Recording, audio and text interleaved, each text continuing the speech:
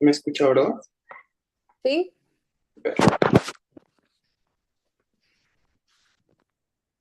Y ahorita 5 minutitos, 5 minutitos y ya inicio.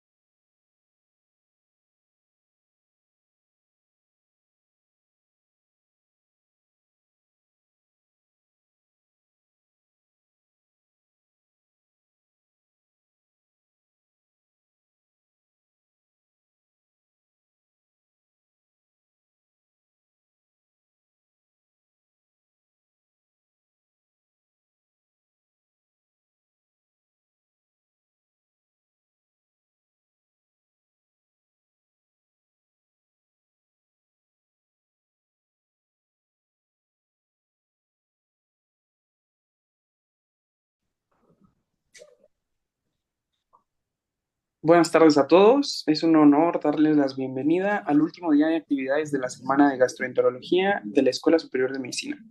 Nos llena de mucho orgullo haber contado con su participación durante toda la semana y bueno, para comenzar el día de hoy, tenemos el privilegio de contar como ponente con la doctora Claudia Giselle Solís Hernández, residente de quinto año de Gastroenterología en el Hospital General de México.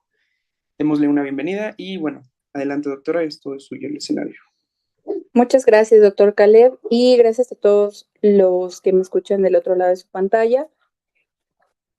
Pues al contrario, para mí es un honor, un privilegio que me den la oportunidad de presentar este tipo de trabajos en esta primera semana de gastroenterología de la Escuela Superior de Medicina del Politécnico.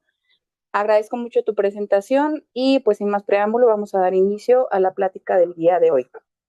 Como tal, este trabajo, quiero hacer énfasis, se presentó en el Congreso recientemente de Hígado del 2020, bueno, de este año, que se llevó a cabo en la Ciudad de México. El estudio se titula Prueba colorimétrica para diagnóstico temprano de peritonitis bacteriana espontánea y fue un estudio que se llevó a cabo en el Hospital General de México en pacientes hospitalizados a cargo de gastroenterología, como tal en la clínica de hígado. Permítanme pues presentarme de manera más extensa. Yo soy la doctora Claudia Giselle Solís Hernández. Soy actualmente médico residente en gastroenterología del hospital ya en mención. Y yo soy egresada de la Escuela Médico Naval. Cursé 5 años en dicha institución. Posteriormente 2 años de medicina interna y actualmente me encuentro realizando la especialidad ya comentada. Antes que todo, pues el estudio presentado, no tengo ningún conflicto de interés, por lo que llegue a requerirse. Y me gusta mucho iniciar la plática con esta imagen. Ambas imágenes la siguiente imagen que vamos a observar, me gusta mucho dar el énfasis en cuanto al tiempo, el tiempo que como personal médico tenemos en el día a día para el diagnóstico de las enfermedades con nuestros pacientes. Es de vital importancia el tiempo en el que nosotros podemos diagnosticar las enfermedades porque de ello va a depender el pronóstico del paciente. Esta bonita imagen hace alusión a un pintor checo que la realizó en 1925 aproximadamente, donde nos explica y nos detalla de una manera muy coloquial la imagen que tenemos del médico, pues prácticamente luchando contra la muerte en cuestión de que esta parte del, bueno, ay, okay. Bueno, perdón, disculpen. Bueno, comenzando con la parte de introducción del estudio, tenemos que entonces la peritonitis bacteriana espontánea se define como una infección aguda de la citis como tal o del líquido acumulado en la cavidad peritoneal de los pacientes cirróticos. Es necesario tener como criterios que el paciente tenga enfermedad hepática crónica secundaria a cualquier etiología. Y bueno, con la parte clínica, el paciente va a llegar con dolor abdominal, generalmente con datos de respuesta inflamatoria sistémica, tales como fiebre, elevación de leucocitos en cuenta sérica, entre otros parámetros, pero el diagnóstico definitivo lo vamos a llevar a cabo mediante una punción, obteniendo este líquido o la ascitis propiamente, en donde van a existir una cuenta leucocitaria a expensas de polimorfonucleares de más de 250 células. Esto es diagnóstico de peritonitis bacteriana espontánea. Sin embargo, existen otros parámetros como un cultivo de este líquido que en teoría es el estándar gold para diagnosticar la peritonitis bacteriana espontánea. Cabe destacar que la prevalencia de esta complicación de la peritonitis bacteriana espontánea oscila a nivel mundial en un 3.5% en pacientes ambulatorios y cerca de un 12% en pacientes hospitalizados. Si lo vemos de manera general, los números no nos llamarían mucho la atención. Sin embargo, es de las primeras complicaciones que el paciente con enfermedad hepática crónica presenta al primer año de descompensación.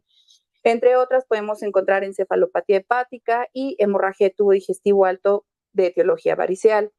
Del 10 al 25% de los pacientes con cirrosis van a desarrollar peritonitis bacteriana espontánea y como se los comentaba, esto es al primer año de haberse diagnosticado la enfermedad.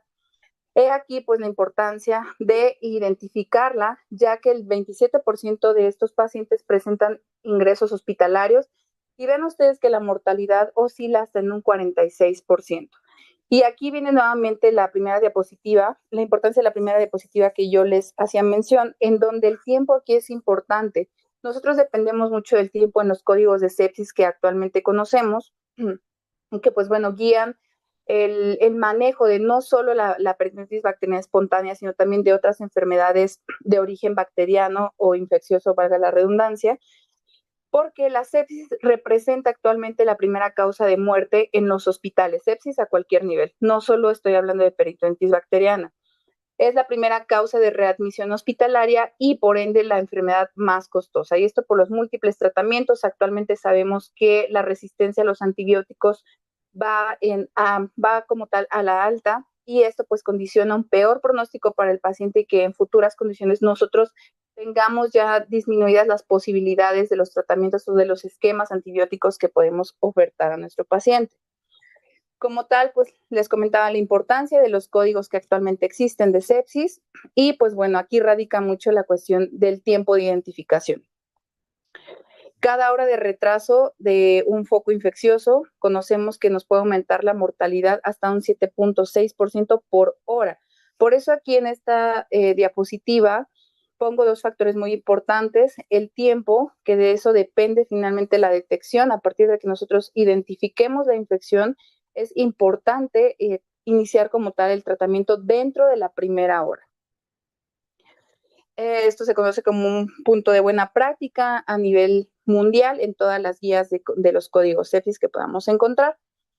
Entonces, dado lo anterior, ahora adentrándonos a la parte del estudio, la parte de la investigación, este estudio radica básicamente en optimizar todos esos recursos que nosotros tengamos dependiendo la instancia, la institución en donde nos encontremos, para poder optimizar el diagnóstico y como tal inicio del tratamiento. Ahora, la prueba colorimétrica radica en el estudio de las tiras reactivas que utilizamos o utilizan el personal de laboratorio clínico para detección de infección en vías urinarias o en un examen general de orina. Con esto tratamos de facilitar la detección de la infección mediante el estudio con la tira reactiva. Este estudio intentamos validar esta prueba, pero ahora no en muestras de orina, sino en muestras de líquido o como tal de ascitis, introduciendo o estudiando este líquido mediante los colores que la tira nos marca. Entonces, el tipo de estudio fue un estudio observacional, prolectivo, analítico, de prueba colorimétrica para el diagnóstico de peritonitis bacteriana espontánea, por sus siglas PB. Fue un periodo que se analizaron pacientes de enero a mayo de este año y fueron todos hospitalizados en el servicio de gastroenterología del Hospital General de México. Era necesario, o en ese momento, pues que los pacientes cursaran con diagnóstico de enfermedad hepática crónica o cirrosis con cualquier tipo de etiología, ya sea más el D, que actualmente es la metabólica, etílica, la combinación de estos que se llama metal D, los pacientes con infección crónica por virus de hepatitis C, entre otras causas, analizar los pacientes con enfermedades de tipo autoinmune en sus variantes: hepatitis autoinmune, colangitis primaria, colangitis esclerosante primaria. Todos estos pacientes ya con cierta temporalidad de diagnóstico de cirrosis fueron incluidos en este estudio. Entonces, básicamente los resultados que obtuvimos al término de este estudio, un número total de 42 pacientes, el sexo predominantemente fueron mujeres en un 54%, le siguen los hombres en un 45%, y la edad media cursó entre 54 más menos 12 años, aproximadamente la desviación estándar, como variables sociodemográficas. Entonces, esta parte de los resultados analizando, sabemos que la enfermedad hepática crónica como tal, la cirrosis, a nivel mundial se ha descrito que es mucho mayor en personal femenino, y esto radica principalmente en las cuestiones o los hábitos alimenticios, ya que este sexo predomina en cuanto también trastornos psicoemocionales que previamente presentan trastornos de la alimentación, con ello favoreciendo un hígado graso en un principio y con ello progresando en el tiempo hasta llegar a cirrosis. Los hombres, la principal causa sabemos que pudiera ser, y las guías lo marcan actualmente, el consumo crónico de alcohol, que se trae las etiologías a analizar más importantes a nivel mundial. Y esto, bueno, como para comentario. Dentro de las causas de la enfermedad hepática crónica de esta población, de este número de pacientes, el consumo de alcohol fue el primero con 17 pacientes, lo cual representa un 40%. Le sigue más el DIO, la causa metabólica, hígado no alcohólico, y sin embargo, por ya cuestiones de hígado graso, en un 35%, enfermedades hepáticas autoinmunes es otra de las causas. Las no filiadas, pues son las que no tenemos nosotros evidencia de la causa que lo haya llevado a cirrosis, por eso se engloba en un cuadro de no filiado. Y finalmente las infecciosas como virus de hepatitis C. Entonces, la parte metodológica del estudio, de su lado izquierdo de la pantalla, ustedes pueden observar el desglose de los colores que nos marca el bote que como tal contiene las tiras reactivas, que les repito, son tiras que se utilizan en el laboratorio clínico para análisis de examen general de orina, que los utilizan los laboratorios. Y pues en este caso desgloso la parte por colores que nosotros tomamos en cuenta. Y en la parte de arriba, ustedes pueden observar la cuenta leucocitaria. Va de un 15 con rangos de 15, 70, 125, más de 500 marcado por número o por cruces. También otro parámetro que nosotros satanizamos son los nitritos, que más adelante pues vamos a ir explicando. Pero básicamente la cuenta leucocitaria fue el parámetro que más utilizamos nosotros para el desarrollo de este estudio. ¿Cómo lo hicimos? A todos los pacientes que ingresaban con enfermedad hepática crónica descompensados por esta complicación como tal, la ascitis, de preferencia en grado 2, que son ya grados de ascitis que nosotros podemos realizar paracentesis. Recordemos los grados de ascitis. Grado 1 solamente se evidencia por ultrasonido, no hay evidencia clínica de ascitis como tal palpable a nivel abdominal. Grado 2 y 3, esto ya lo hacemos evidente clínicamente en el paciente, aparte de otros estigmas de hepatopatía crónica como tal, puntos rubí, cabeza de medusa, red venosa colateral, edema de miembros inferiores, todas estas partes que nosotros, o signos de hepatopatía crónica que nosotros ya conocemos. Bueno, ascitis grado 2 y 3, ya nosotros clínicamente podemos palpar e incluso ofrecer como tal una paracentesis con fines diagnósticos y terapéuticos. Entonces, a todo este grupo de pacientes se le realizó paracentesis diagnóstica al momento del ingreso, siempre y cuando cumplieran con sospecha de peritonitis bacteriana. Nuevamente comento los datos clínicos a mencionar que nos hacen sugerentes de cursar con un proceso infeccioso: dolor abdominal, fiebre, cuenta leucocitaria sérica elevada, ataque al estado general, un paciente que básicamente llega al área de urgencias, que ya conocemos que es cirrótico, con dolor. Hay siempre que descartar peritonitis bacteriana espontánea. En todos estos pacientes se analizó, se hizo la paracentesis diagnóstica al momento del ingreso, se colocó esta parte del líquido en la tira reactiva, humedeciéndola completamente, y con ello se leyó a los 2 minutos. La escala colorimétrica se comparó con la parte de los colores que ustedes pueden observar, y finalmente tomamos como parámetro o como corte de lectura positiva, para darlo por positivo, arriba de 15 leucocitos, que si se fijan ustedes, es el primer color que aparece después de un color beige. El siguiente, ustedes observan ahí en la tira que dice 15, ese parámetro se tomó como positivo. Sin embargo, nosotros, para poder complementarlo y corroborarlo con laboratorio, se envió muestra de esa ascitis a estudio y los resultados fueron bastante prometedores. Más adelante los vamos a comentar. Para hacer énfasis en lo que es el estadio de la enfermedad hepática crónica, ven ustedes que los pacientes, como bien sabemos, la enfermedad hepática crónica se categoriza por grados de progresión de la enfermedad en una escala muy conocida como lo es el Child-Pugh. Va de grado A, B, C, teniendo el grado C, pues como tal, todas las descompensaciones, y todos nuestros pacientes observen que 24 de ellos, cerca del 57%, pues ya presentaban un estadio terminal Child-Pugh C. es decir, ya habían tenido otra descompensación previa de peritonía, perdón, de ascitis, de hemorragia de tubo digestivo o de encefalopatía.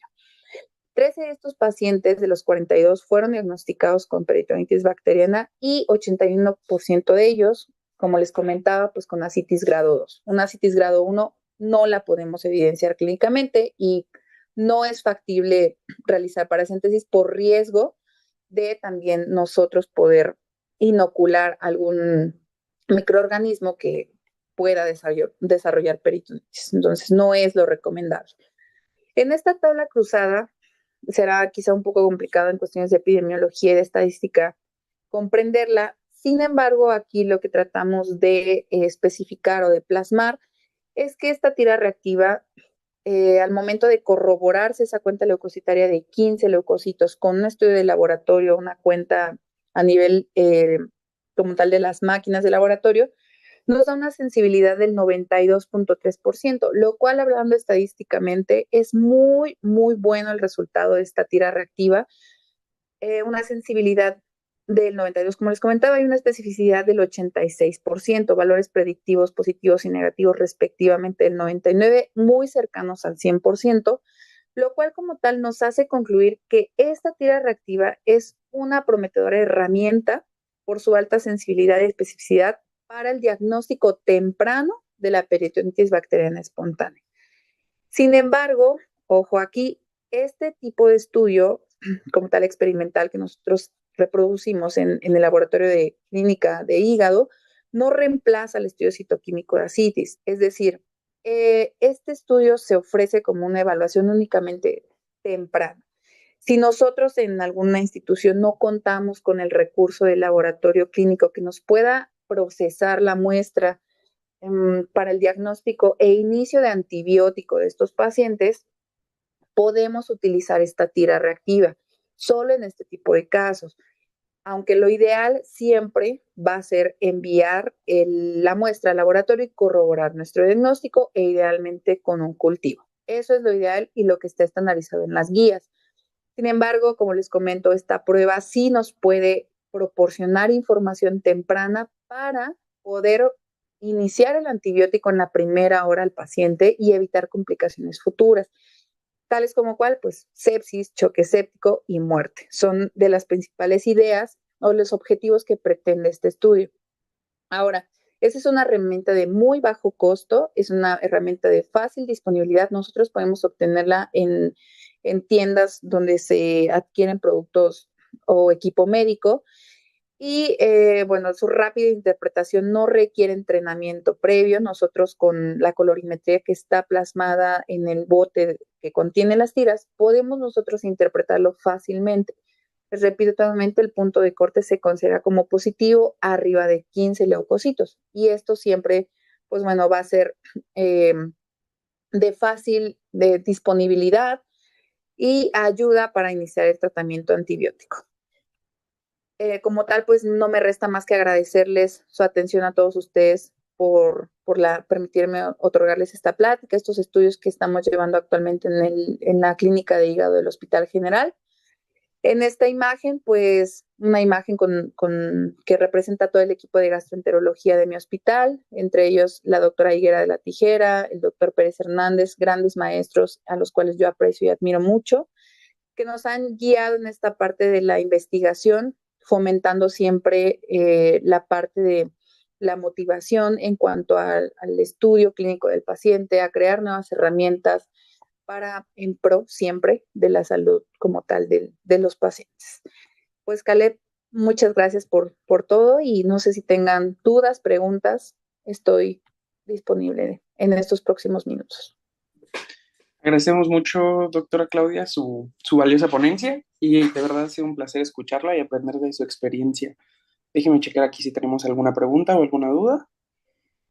Y bueno, por esta ocasión no ha surgido ninguna duda realmente, ninguna pregunta, nada más varios corazoncitos que agradecen su ponencia. Y bueno, en este momento daremos un breve receso antes de continuar con nuestro siguiente ponente y los esperamos en un momento.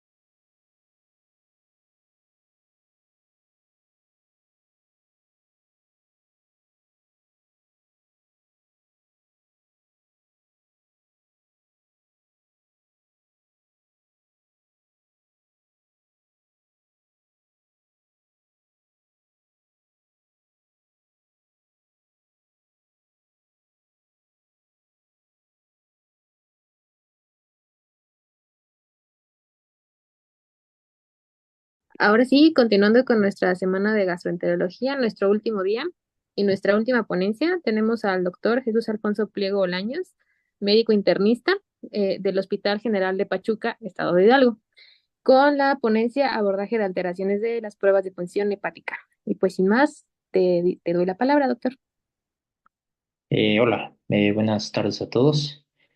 Bueno, el porqué de esta plática es sencilla, ¿no? Es muy frecuente encontrar alteraciones en las mal dichas pruebas de función hepática, es por eso que en el nombre de la presentación pues vemos que está tachado, ¿no? Porque realmente pues no nos hablan mucho de funciones, más como pruebas bioquímicas, ya lo iremos hablando más adelante, pero bueno, hablaremos de la importancia de la guía diagnóstica que nos pueden dar esto y que a final de cuentas pues nos va a encaminar hacia el tratamiento que necesitamos darle a nuestro paciente, ¿no? Bueno, entonces, pues nada más para recordar, el hígado tiene una función muy importante en el metabolismo del cuerpo, ¿no? En la detoxificación de ciertas sustancias, en la destrucción de material que se recicla, ¿no? Por ejemplo, los hematis. Se encarga de sintetizar varias sustancias, la bilis, ¿no? Importante pues para el sistema digestivo.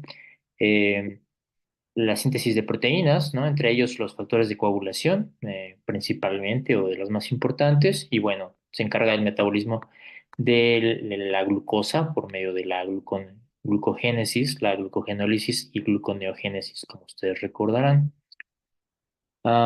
Recordar, ¿no? La función o la unidad anatómica del lobulillo hepático y la unidad funcional que es el ácido hepático, donde pues observamos esta típica imagen de las zonas, ¿no? De las zonas de Rappaport, del 1 al 3, ¿no? La más cercana al 3 es cercana a la vena, y las más cercanas al 1 a la arteria, ¿no? Entonces, eso es importante porque nos habla de la cantidad de oxígeno que hay en el tejido, ¿no? Y con eso nos va a hablar también de la predominancia de ciertas transaminasas, ¿no?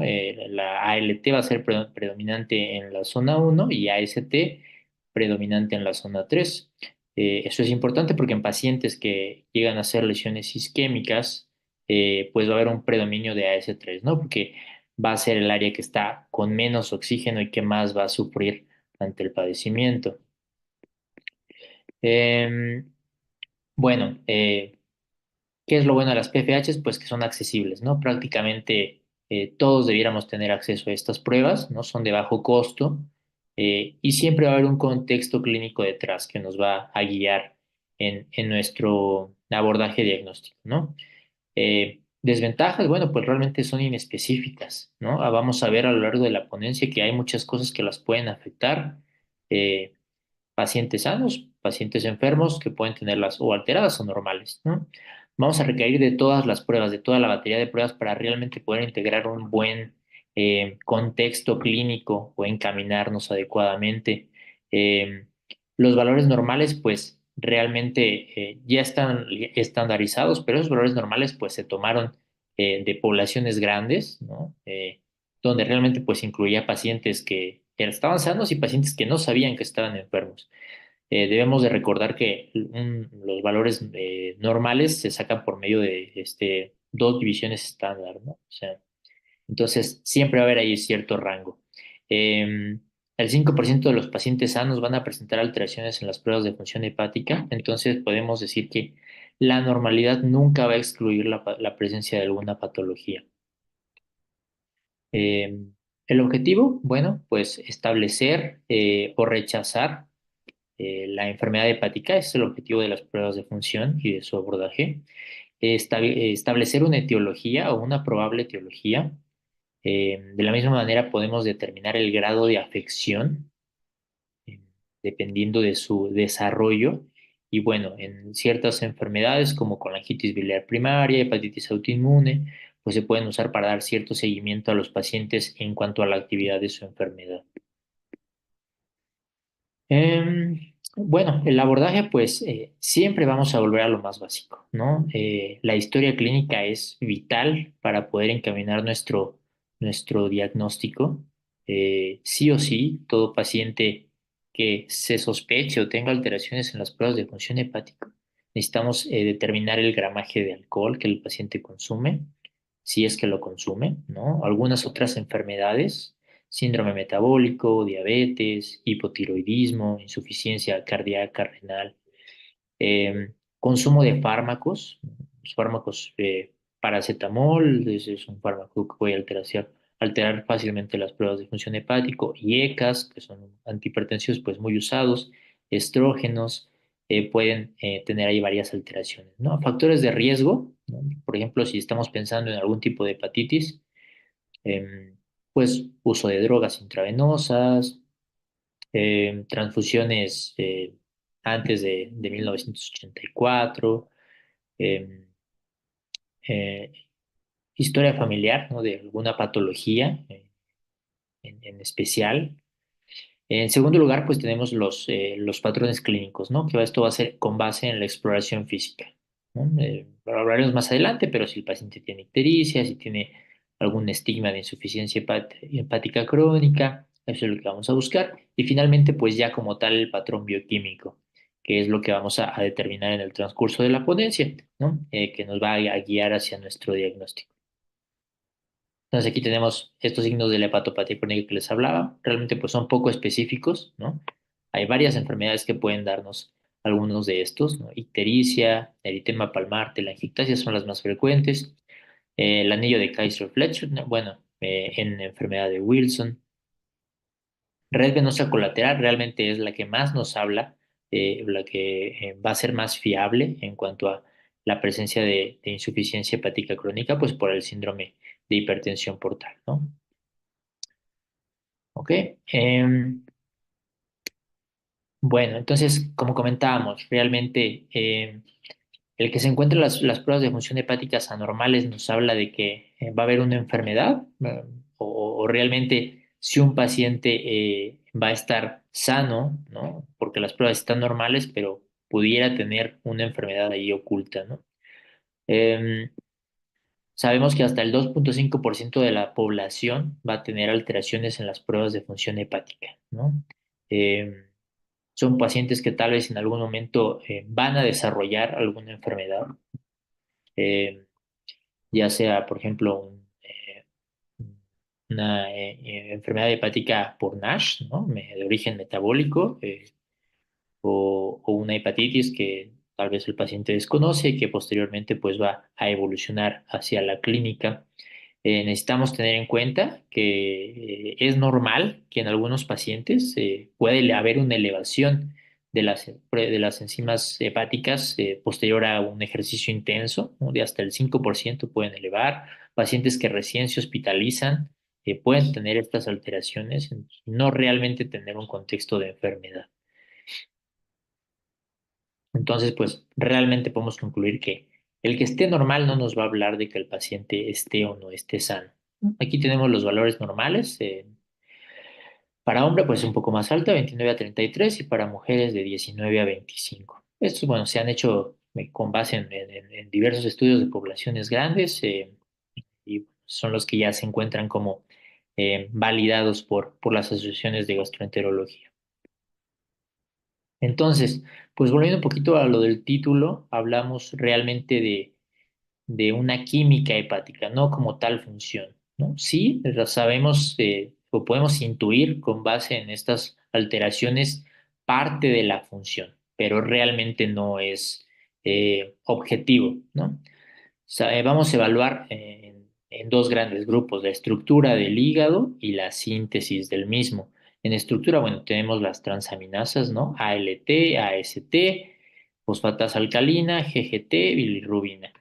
Y en la síntesis, bueno, lo que solemos usar, pues es albúmina, ¿no? Realmente, pues va a haber muchas patologías que pueden modificar la albúmina sin que realmente tenga un contexto de la insuficiencia hepática o que el hígado sea el órgano afectado, ¿no? Un claro ejemplo, pues, si podemos recordar el síndrome nefrótico, ¿no? Algunas enteropatías que van a perder proteínas, pues pueden causar albúmina baja sin tener realmente un daño a nivel del hígado. Los tiempos de coagulación, hablábamos de la síntesis de proteínas y la síntesis en general del hígado, bueno, podemos tomarlo en cuenta. Y bueno, la hormona sexual ligada, pues también no es tan usada, pero también puede presentar alteraciones, lo mismo que el colesterol, ¿no? Que puede ser un dato frecuente que podemos observar, por ejemplo, en pacientes con insuficiencia hepática crónica, que va a haber una baja del colesterol. Entonces, en general, el abordaje lo dividimos en tres, ¿no? Con base, por ejemplo, en este artículo que revisamos. Por una parte, nos habla del patrón que vamos a identificar por medio de las alteraciones en las pruebas de función, el contexto, ¿no? Todo lo que rodea al paciente, su lugar geográfico, la edad, ¿no? No es lo mismo un paciente aquí en México, ¿no? Las patologías que puede presentar a un paciente en Escandinavia o en Europa del Norte. No es lo mismo un niño, ¿no? O una persona joven que puede presentar, por ejemplo, enfermedad de Wilson a pacientes ya de edad avanzada que pues probablemente pudieran tener un hígado metabólico, ¿no? O esteatohepatitis. Eh, los síntomas que tenga el paciente, ¿no? Y algo muy importante que siempre necesitamos tomar en cuenta es el consumo de medicamentos, medicamentos eh, que puede llegar a tener acceso el paciente sin necesidad de una receta, suplementos alimenticios, herbolaria, que bueno, está descrito varios tipos de lesiones asociadas y la evolución que tiene su enfermedad, ¿no? La temporalidad, cómo fluctúa, cómo se incrementan estas enzimas o cómo se modifican con el paso del tiempo. Entonces, hablábamos, ¿no? No es lo mismo un padecimiento hepático aquí en México o en América Latina que otras partes del mundo, ¿no? Realmente, por ejemplo, aquí en México, pues predominantemente vamos a tener patologías asociadas, pues, al síndrome metabólico, ¿no? Esteatohepatitis, eh, hasta el 45% de la población puede llegar a padecer NASH, eh, a diferencia pues de otras partes del mundo. Por ejemplo, en Reino Unido, ¿no? Es el lugar número uno a nivel mundial en cuanto a hepatotoxicidad, ¿no? Paracetamol, otro tipo de sustancias. En Europa del Norte, bueno, puede ser más frecuente para encontrar pacientes con hemocromatosis, ¿no? U otras enfermedades de depósito. Y por ejemplo, en Australia, ¿no? Es las regiones que tienen mayor prevalencia de colangitis biliar primaria, ¿no? Entonces, siempre nuestro camino va a estar guiado más hacia nuestra población. Eh, Más adelante retomaremos un poquito eso. Entonces, en general, bueno, ya hablando de los patrones, ¿no? De las pruebas de función hepática, pues tenemos mm, tres grandes grupos, cuatro, dependiendo de dónde se revise, ¿no? El colestásico, que como bien sabemos va a tener alteraciones en las bilirrubinas, en GGT y en fosfatasa alcalina. El infiltrativo, que puede tener alteraciones en la fosfatasa alcalina y en la GGT. Y el hepatocelular, ¿no? Que va a tener predominantemente las transaminasas AST y ALT elevadas, aunque puede haber otro en el que pues sea mixto, que presente alteraciones características de ambos, y una hiperbilirrubinemia aislada, que realmente pues es menos descrito, pero necesitamos tener presente. ¿Cómo vamos a poder diferenciarlo? Bueno, pues nosotros usamos esto que se llama el índice R, que no es más que una división de la ALT entre la fosfatasa alcalina y nos basamos en estos valores, ¿no? Si el índice R es menor a 2, pues va a tener un patrón colestásico. Si es mayor a 5, va a ser hepatocelular. Y si está entre 2 y entre 5, pues va a ser mixto, ¿no? Entonces, por ejemplo, pues aquí tenemos un caso 1, ¿no? Para aterrizarlo un poquito más, un masculino de 62 años con antecedente de diabetes tipo 2, se desconoce realmente qué tan controlado está. Inicialmente fue ingresado al hospital pues por una neumonía adquirida en la comunidad. A su ingreso pues vemos que está hipotenso, ¿no? Tiene una TEA de 60-30, está taquicárdico 128, desatura 63 aire ambiente y en la gasometría vemos que el lactato está en 8. Clínicamente, pues vemos que el paciente, más allá de lo neumónico, pues tiene deterioro neurológico. Entonces, Se le toman laboratorios, vemos que está la bilirrubina total en 2.2, la directa en 1.5, la AST está arriba de 2000, la LT poquito por debajo de 2000. Eh, la fosfatasa alcalina y la GGT, pues realmente no hay tanta alteración y el INR es normal, ¿no? Se le da manejo médico a la neumonía y soporte clínico y 36 horas después, pues vemos que las transaminasas han disminuido, ¿no? La ST ya bajó a 878, la LT en 748, la bilirrubina total también disminuyó y pues vemos DHL que no se le había tomado al inicio y pues vemos que está muy elevado, ¿no? En 2300. Entonces, retomamos como lo que hacíamos del ejercicio del índice R, ¿no? Para eso, pues determinamos eh, que el índice R pues va a estar mayor a 5, ¿no? Entonces nos va a hablar de un patrón hepatocelular, ¿no? Vamos a ver que las transaminasas se elevan más de 10 veces su valor normal superior con un predominio de AST sobre ALT, que está más elevada, y el paciente pues realmente no tenía como antecedente de algún fármaco que nos haga pensar en algún tipo de toxicidad y pues hubo una mejoría, ¿no? A las 36 horas vemos que los valores comienzan a descender en su mayor parte.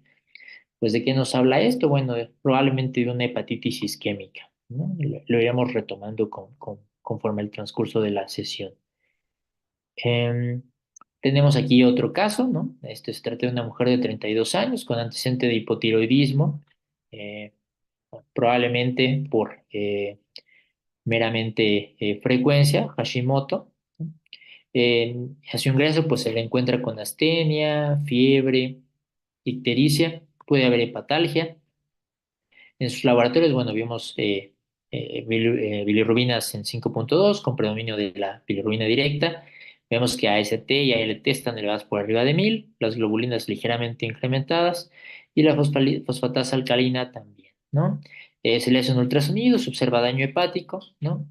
Por el antecedente de autoinmunidad, del hipotiroidismo, pues se le solicitan anticuerpos, ¿no? Los cuales antimúsculo liso, anti-LKM, son negativos, ¿no? Se le toma inmunoglobulinas, vemos que está IgG elevada, entonces requiere de una biopsia, ¿no? Para determinar la causa. Bueno, aquí ya me adelanté, pero vemos que el patrón es un índice RR mixto, ¿no? Que recordemos cae entre 2 y 5. También se elevan más de 10 veces las transaminasas de lo normal, con un predominio en este caso de ALT sobre ALT, y pues en el ultrasonido vemos datos de un daño hepático crónico, ¿no? Entonces, por el contexto de mujer joven, autoinmunidad, un patrón mixto, ¿no? Que puede ser tanto hepatocelular o puede ser más mixto, y un daño crónico, pues necesitamos pensar en hepatitis autoinmune, ¿no? Que realmente, aunque los anticuerpos salen negativos, eh, pues en el contexto, ¿no? Y ya con la realización de una biopsia, pues lo podríamos confirmar. Entonces, del patrón de hepatocelular es importante recordar que vamos a encontrar las transaminasas no solamente en el hígado, ¿no? Pueden encontrarse en otros tejidos. En el caso de AST, por ejemplo, en el músculo esquelético, riñones y en los propios eritrocitos, mientras que ALT se encuentra en músculo y en riñón. Em, A nivel celular, pues vamos a encontrar que la AST se encuentra predominantemente en la mitocondria, hasta el 80%, mientras que la LT solamente se encuentra en el citoplasma. Y dentro del ácido hepático, pues AST, perdón, se va a encontrar más en la zona 3, ¿no? Que hablábamos, es la zona con menos oxígeno y va a ser la zona pues más sensible a la isquemia. Es por eso que en el primer caso que vimos pues tenía un predominio de AST sobre ALT, mientras que ALT se encuentra pues predominantemente en la zona 1. La vida media pues varía, ¿no? AST en promedio de 17 horas. Es por eso que, si recordarán en el primer caso de la hepatitis isquémica, pues a los 36 horas prácticamente las enzimas ya iban para abajo, ¿no? Mientras que la ALT puede durar hasta 47 horas. Esto pues nos puede dar, por ejemplo, en un caso de hepatitis viral, ¿no? En el cual la elevación va a ser más tardía o el descenso va a tardar más, mientras que AST puede ir en descenso desde menor tiempo, ¿no? Y bueno, ambas se degradan en las células sinusoidales. Es importante, como parte del contexto clínico, pues tener en cuenta que ALT va a tener como un cofactor importante al peridoxal fosfato, ¿no? Que es un derivado de la vitamina B6. Este derivado o este cofactor va a estar deficiente en pacientes que tienen un consumo intenso de alcohol. Es por eso que en los pacientes con abuso del alcohol vamos a tener un predominio de AST sobre ALT, ¿no? Al no tener el cofactor para la formación de ALT, va a estar por debajo de lo habitual o en comparación con el AST. Bueno, lo del bolillo hepático ya lo comentamos. Y bueno, también otra cosa que nos guiará va a ser el grado de elevación de las transaminasas, ¿no? Eh, Si están elevadas menos de 5 veces del valor alto normal, pues vamos a pensar en ciertos tipos de enfermedades, principalmente pues en ALF, ¿no? O hígado graso, enfermedades por depósito, hemocromatosis, sarcoidosis, Wilson, deficiencia de alfa-1 antitripsina, puede haber también en hepatitis C, ¿no? Y pues herbolaria y suplementos, ¿no? Si la elevación es de 5 a 10 veces el grado de lo normal, ¿no? Debemos pensar en hepatitis virales, en algún tipo de proceso obstructivo y hepatitis autoinmune. Eh, y si es más de 10 veces, bueno, como hablábamos, tóxicos, ¿no? Isquemia y también puede haber hepatitis autoinmune como en el caso que vimos, en el cual va a elevar más de 10 veces el valor de lo normal. Y pues necesitamos tener en cuenta pues la falla hepática fulminante, ¿no? Que es una emergencia médica. Son pacientes pues que muchas ocasiones pues la única herramienta que se tiene para ayudarles pues es el trasplante. Entonces pues se está bastante limitado al respecto. Eh, los grados de elevación, bueno, pues vemos que más o menos va asociado a lo que vimos en la tabla anterior, ¿no?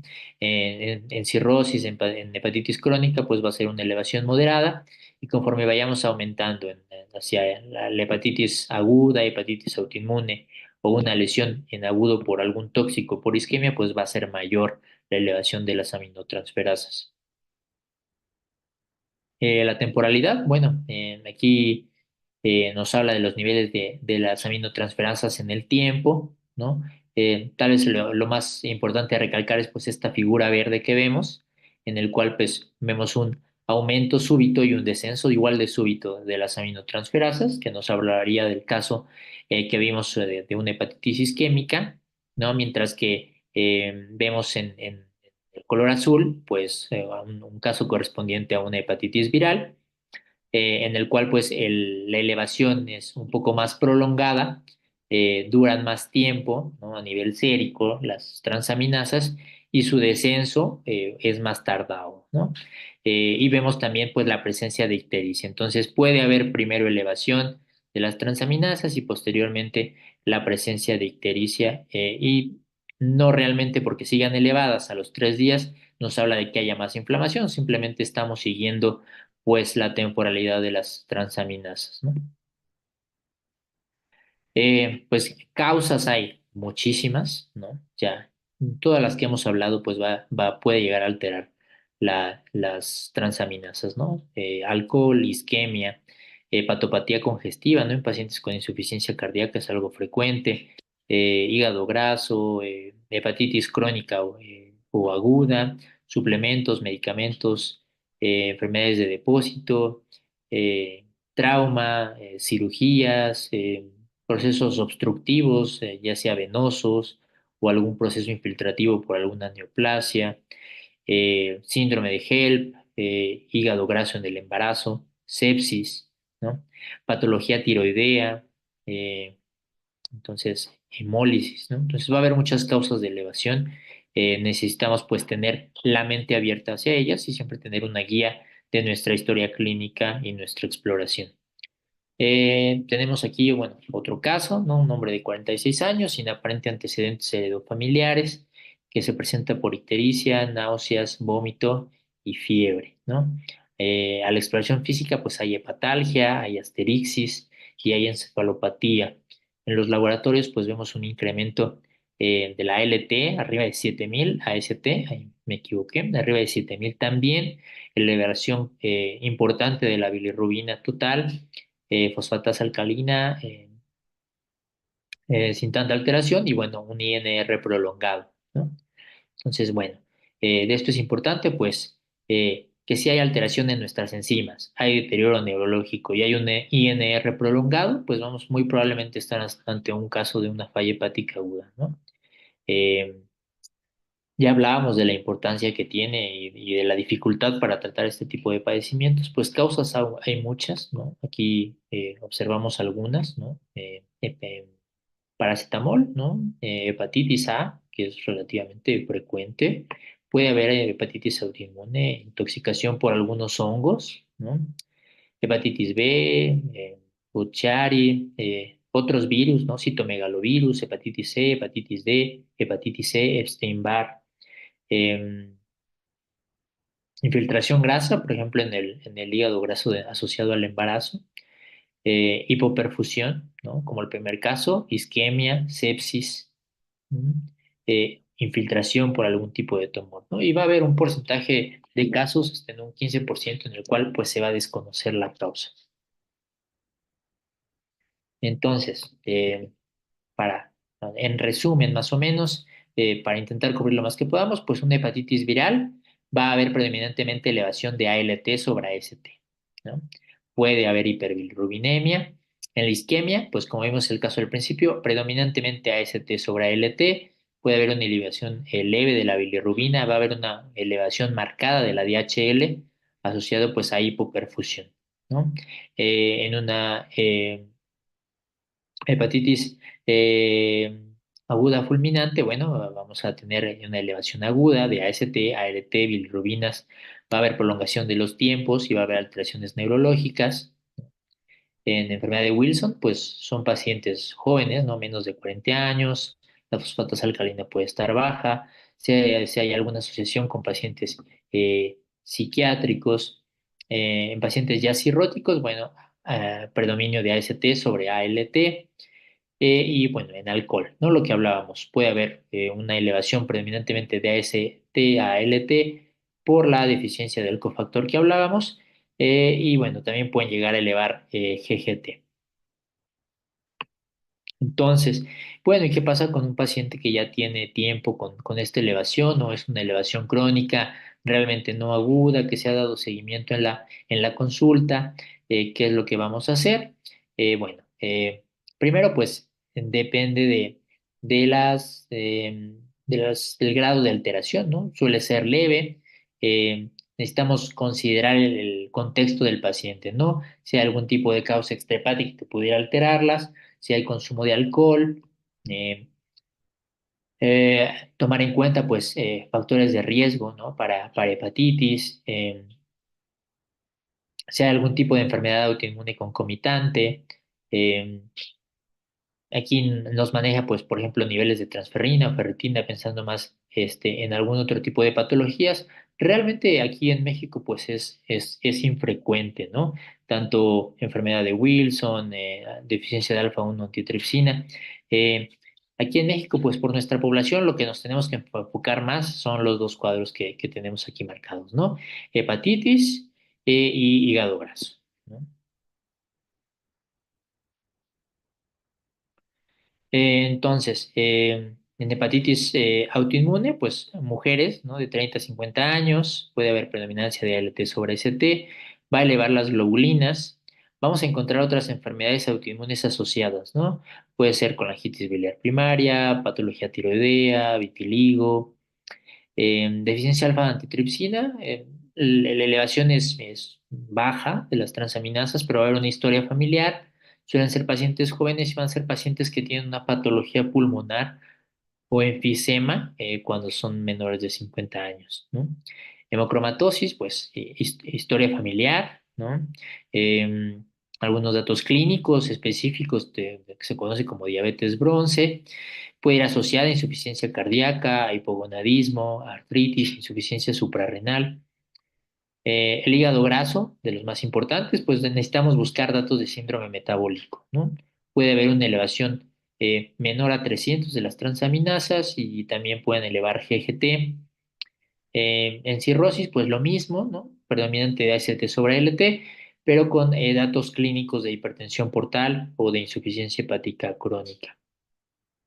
Y bueno, alcohol, también puede haber una elevación moderada con predominante de AST. Y bueno, siempre necesitamos tomar en cuenta el consumo o el gramaje del paciente. eh, y bueno, también puede haber una elevación del volumen corpuscular, ¿no? Hepatitis viral, predominantemente alteraciones en las transaminasas.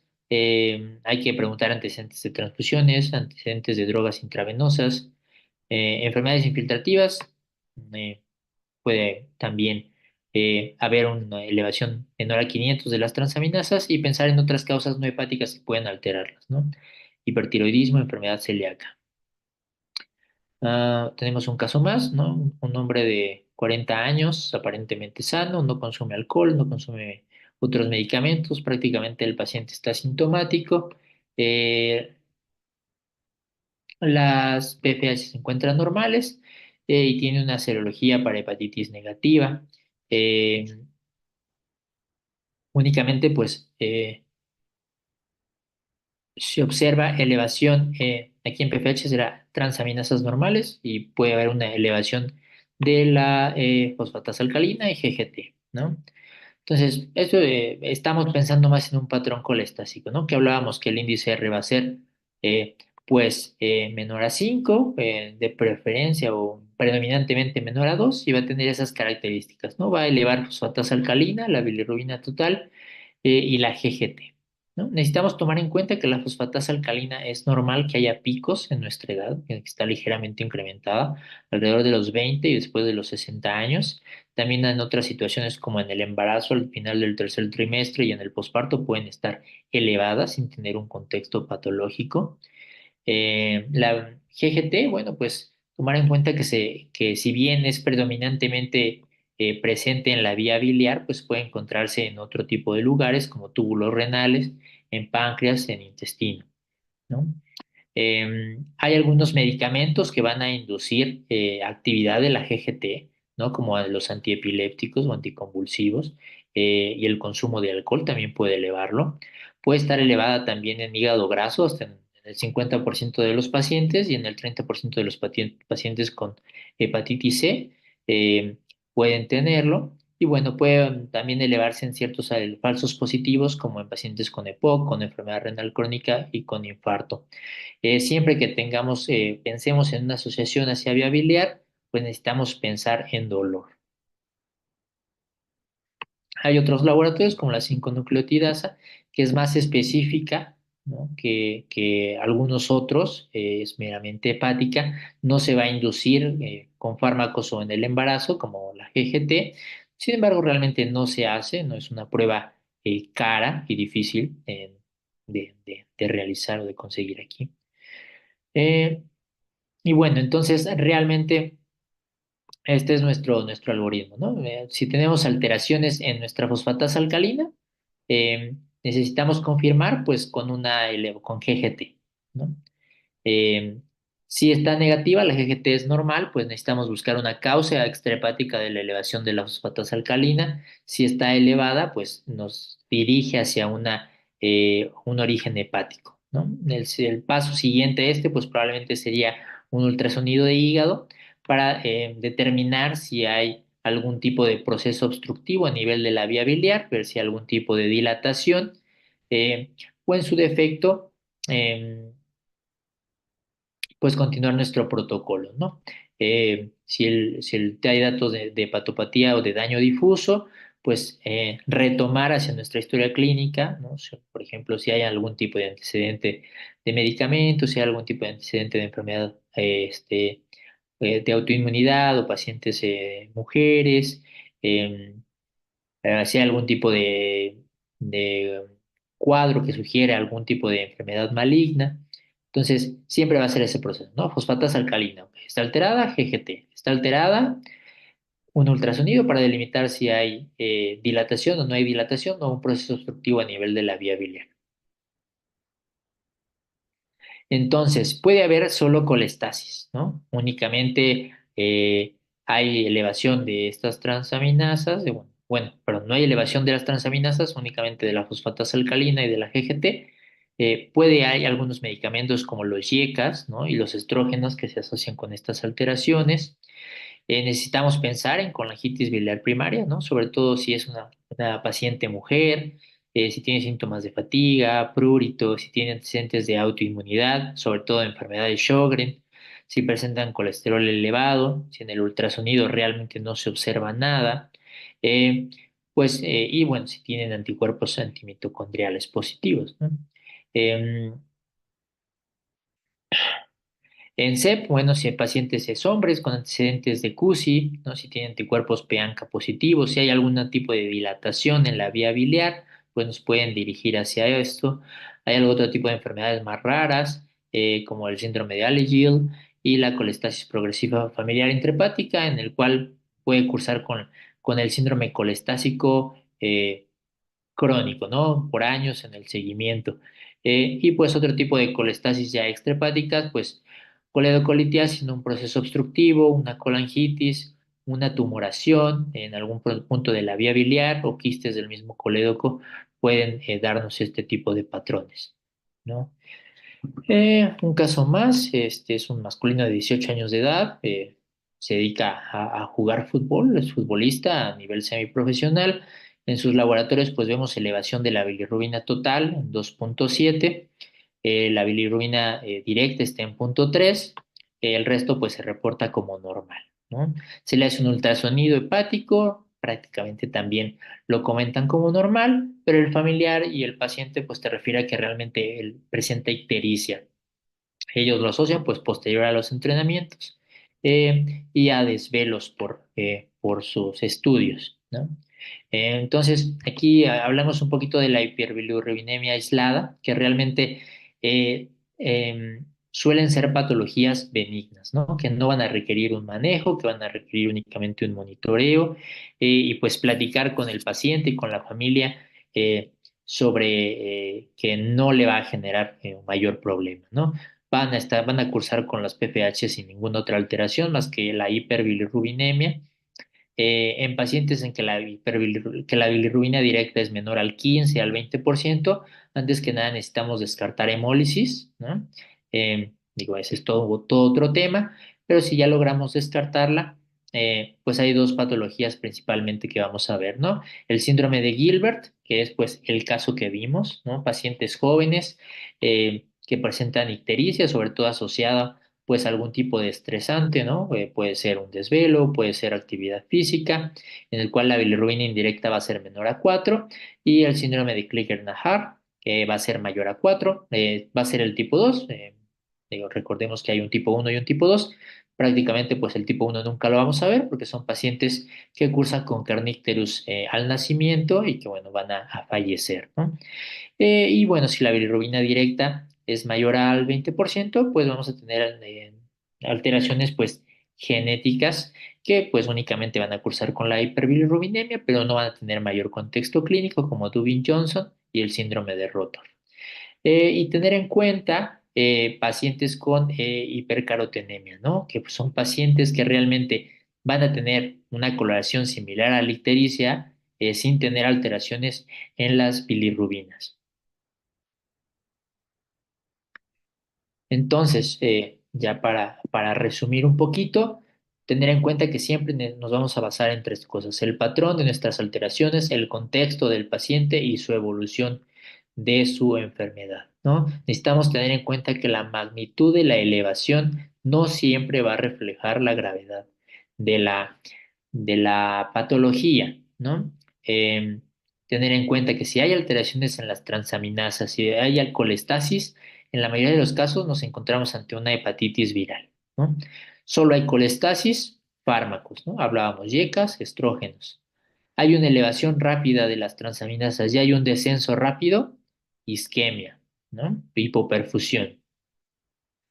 Siempre aquí en México tener en cuenta hepatitis por el virus, ¿no? Virus C y hígado graso, ¿no? Lo más frecuente en nuestra población, y siempre preguntar e investigar no solamente la primera vez, sino reinterrogar al paciente por consumo de alcohol, consumo de herbolaria y algunos otros tipos de medicamentos que no estén regulados, ¿no? Y siempre pues considerar pacientes que pueden presentar hemólisis, que bueno, hay otras causas de estas hemólisis, y pues los pacientes con falla hepática aguda, ¿no? Que necesitamos identificar y en medida de lo posible intentar buscar pues algún tipo de cercanía a un centro de trasplantes que le pueda brindar algo más a ese paciente. Y bueno, pues eso sería todo.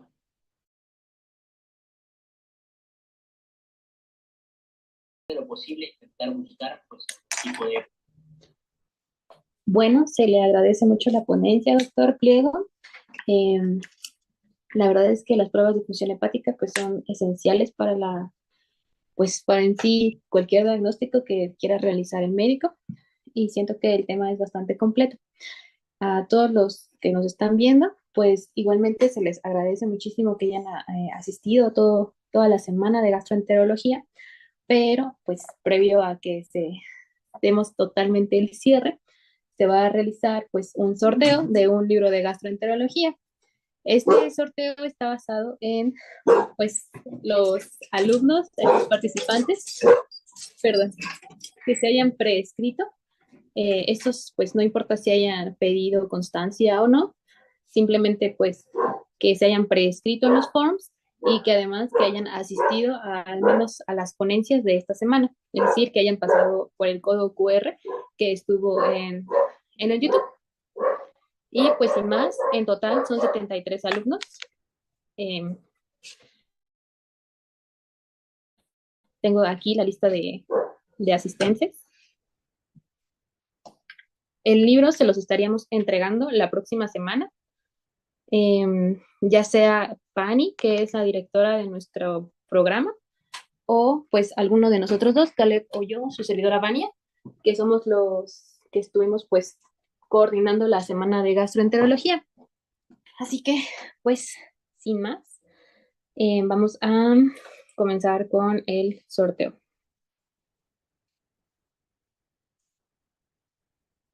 El número 66, que en un momentito abro.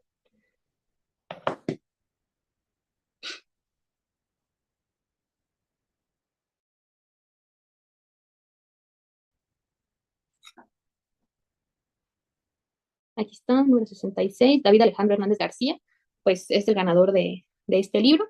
E igualmente, pues ya para finalizar, igualmente la semana de gastroenterología, el día de mañana aproximadamente estaríamos publicando el ganador del concurso de carteles para, pues igualmente hacerles llegar su premio a cada uno de los participantes. Y pues de parte del equipo de EMIG, de todos los que formamos parte de esta semana de gastroenterología, les damos las infinitas gracias por haber sido parte de cada una de las ponencias, tomarse su tiempo, y esperemos que de verdad hayan sido enriquecedoras en algún sentido para ustedes.